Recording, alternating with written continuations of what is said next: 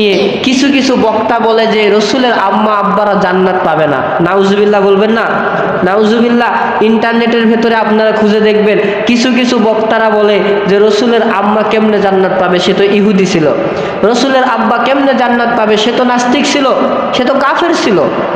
দেখছেন নি কত বড় একটা আকীদা, যে রসুলকে কেন্দ্র করে আল্লাহ তাআলা তার মাকে এতটা সম্মান দান করেছেন, হযরত আব্দুল্লাহকে এতটা সম্মান দান করেছেন, সেই পিতামাতাই বলে জান্নাত পাবে না।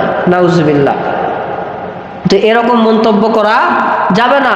তাদেরকে আল্লাহ তাআলা জান্নাত দিবে না দিবে না, এটা আল্লাহ পাক রব্বুল আলামিন ভালো জানেন। হযরত আব্দুল্লাহ তো আগেই মারা গেছে, আর আমেনার পেট থেকে জন্মগ্রহণ করার পরে রসুল তো ইসলাম এনে তার মাকে উপস্থাপন করার সুযোগই পায় নাই। সে বড় হওয়ার আগেই তো তার মারা গেছে। তো অবশ্যই রসুল বড় হওয়ার পরে তার আব্বা আম্মাকে অবশ্যই কালিমার দাওয়াত দিত না?